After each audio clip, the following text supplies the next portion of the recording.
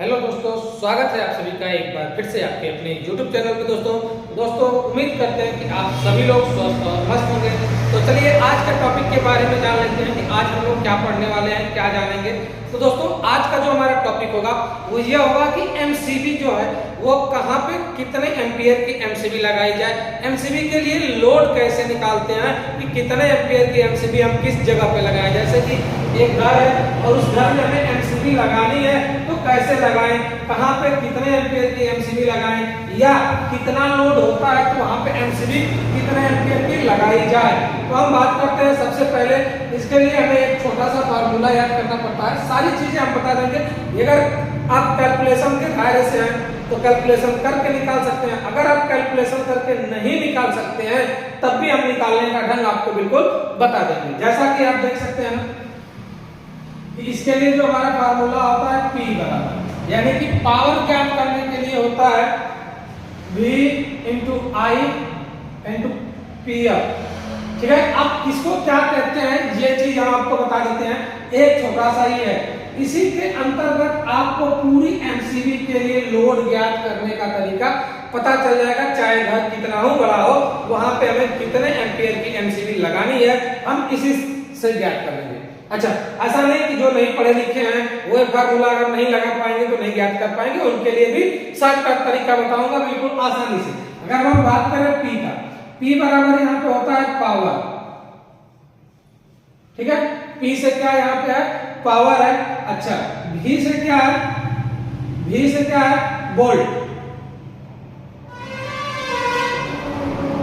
ठीक, वोल्टेज। अच्छा, वोल्टेज की बात करें तो वोल्टेज मतलब सप्लाई जो हम कहते हैं ना 220 या 230।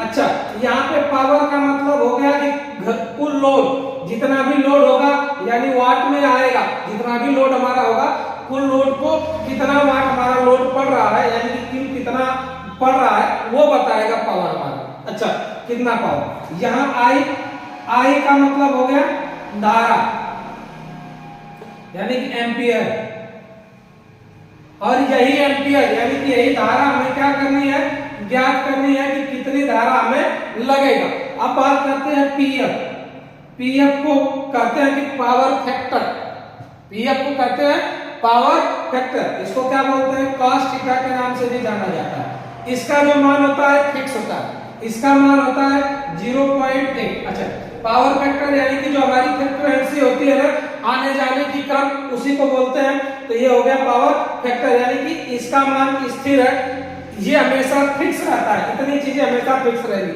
आपको एक चीज फिक्स मिलेगी दूसरी फिक्स मिलेगी। अब बात करते हैं कि आपका जो वाट है वही कम अथवा ज्यादा हो जाएगा। जैसे कि हम बात करें कि 1 एचपी के मोटर की, ठीक है, अगर मान के चलिए कहीं हमें 1 एचपी का मोटर चलाना है और उस 1 एचपी के मोटर को चलाने के लिए हम कितनी एम्पियर की एमसीबी लगा सकते हैं दोस्तों, ये जानते हैं। अच्छा, 1 एचपी में कितना होता है, 1 एचपी में अगर हम बात करें वाट की तो 746 वाट होते हैं। अगर 1 एचपी में बात करें तो कितना वाट होता है, 746 वाट होता है। हमने कहा अब ये वाट पता चल गया, यानी कि ये किसका मान हो गया, मान के चलिए हमारा P का मान हो गया। हमने कहा ना पावर, कितनी पावर है तो 746 वाट हमें चाहिए, इतना हमारा कुल लोड हो रहा है। इस लोड के हिसाब से यानी पावर का मतलब यहाँ पे कुल मिला जुला के क्या है कि घर का कुल लोड कितना है, घर का कुल लोड कितना है तो कुल लोड है 746। अब 746 इसी फार्मूले के तहत रख दिया जाए, जैसा कि आप देख सकते हैं।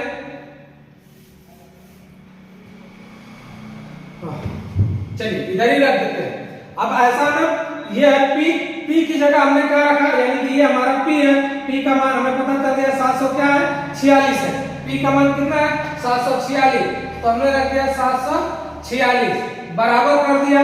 अच्छा, अब इसके बाद कहता है V का मतलब होता है वोल्टेज। हमने कहा ना कि वोल्टेज हमारा फिक्स होता है 220 वोल्ट या 230 वोल्ट, तो हमने माना अधिकतम हमेशा मान के चलते हैं।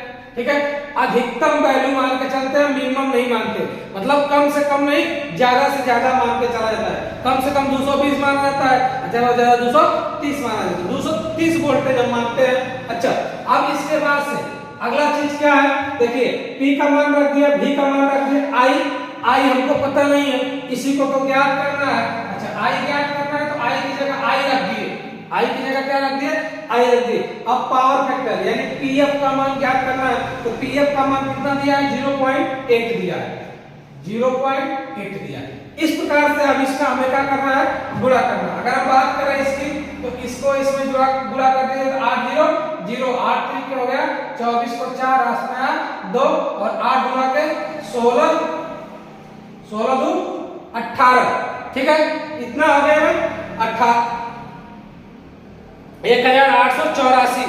अब बात करते हैं कि यहाँ पे दशमलव एक अंक पे लगा था, तो दशमलव हम क्या कर देंगे, यहाँ पे एक अंक पे लगा देंगे, गुणे में हमारा आई क्या करेगा, बचा रहेगा, ठीक है, ये हमारा आई है। अगर हम बात करें अब ये किसके बराबर आ गया, हमारा 746 के बराबर हमारा हो गया। इसके बाद से हमें आई ज्ञात करना है, तो आई को चाहे हम इस पार लिखे चाहे उस पार लिखे कोई दिक्कत नहीं होने वाली है, ठीक है। अगर हम ऐसे लिख दें कि 746 और इधर इसका 84 का क्या है, गुणा है ना, इधर आ जाएगा तो क्या आ जाएगा, भाग बटा 8 184 बराबर किसके हो गए, हमारे आई के। अगर इसको काटेंगे ना तो ये 4 बार में कट जाएगा, ठीक है, 1872.05 यानी कि ये लगभग आपका 4.05, ठीक है, एम्पियर।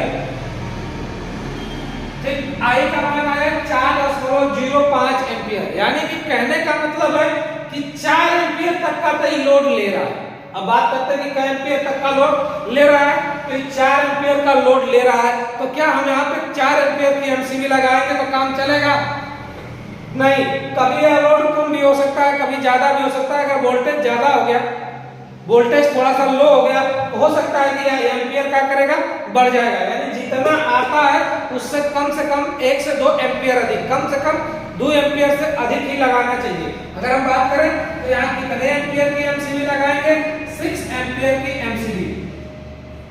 अगर हमें 1 एचपी का मोटर चलाना है, इस बात से हमें ये पता चला कि अगर इस तरह से 1 एचपी का मोटर हमको चलाना है तो कम से कम कितने एम्पियर की एमसीबी लगाना पड़ेगा, 6 एम्पियर, यानी 6 एम्पियर की एमसीबी लगाएंगे तो हम 1 एचपी का मोटर क्या कर सकते हैं, चला सकते हैं। अगर ये वोल्टेज बढ़ता है घटता है, यानी एम्पियर घटता है तो बहुत होगा तो 5 एम्पियर तक जाएगा, अगर 5 एम्पियर भी होगा तो 6 एम्पियर की एमसीबी है तो क्या करेंगे, काम कर लेंगे। इस प्रकार से हम ये निकालते हैं कि कैसे एमसीबी से हम क्या करेंगे, अपना लोड निकालते हैं। अब बात आती है, ये तो हमने पूरा बता दिया इतना ना, जिसको अगर इतना नहीं आता है वो कैसे करेगा, तो उसके लिए देखिए, उसके लिए सबसे आसान चीज बता देते हैं बिल्कुल आसानी से। मोबाइल सभी के पास होती है, ठीक है, एक अंदाज लगा लेते हैं कि घर के अंदर हम क्या क्या चला रहे हैं, कैसे क्या चलाएंगे, यानी घर का कुल लोड, घर का कुल लोड, ठीक है, यह घर का कुल लोड किसमें होगा, वाट में, यानी कि पूरे घर का लोड वाट में हम ज्ञात कर लेंगे। अब बटा यानी कि भाग दे देंगे 184 से, 184 से, तो हमारा एम्पियर यानी आई का मान निकल के आ जाएगा, यानी घर में कितने एम्पियर की एमसीबी लगानी है ये हम ज्ञात कर लेंगे, ठीक है। घर के अंदर कितने एमसीबी लगानी है, जैसा कि हमने यही पे देखिए कुल लोड ये वाट में था और 184 से भाग दिया तभी तो निकल के आया कितना एम्पियर। तो ऐसे भी आप कर सकते हैं, मोबाइल लेंगे जोड़ लेंगे कि अच्छा 50 वाट का पंखा है, 10 वाट की टीवी है, 20 वाट का बल्ब है, 15 वाट का ये है, सबको कैलकुलेट करके एक रेशियो से कुल जितना वाट आएगा उसमें 184 से मोबाइल से तुरंत भाग दे देंगे, तो जितना भी आएगा उससे 2 से 3 एम्पियर, यानी कि कम से कम 2 एम्पियर से कम नहीं, ज्यादा की एमसीबी लगाएंगे, ठीक है। तो 2 एम्पियर से अधिक की एमसीबी हम उसके घर में क्या कर देंगे दोस्तों, लगा देंगे प्रत्येक बंदे के अंदर। तो इस प्रकार से दोस्तों हम निकालते हैं कि किसी के घर में कितने एम्पियर की एमसीबी लगाएं, यानी कहां पर कितने एम्पियर की एमसीबी लगाएं। वीडियो से संबंधित यदि कोई सवाल या सुझाव हो तो कमेंट बॉक्स में जरूर लिखिए। वीडियो को लास्ट तक देखने के लिए दोस्तों आप सभी का बहुत बहुत धन्यवाद।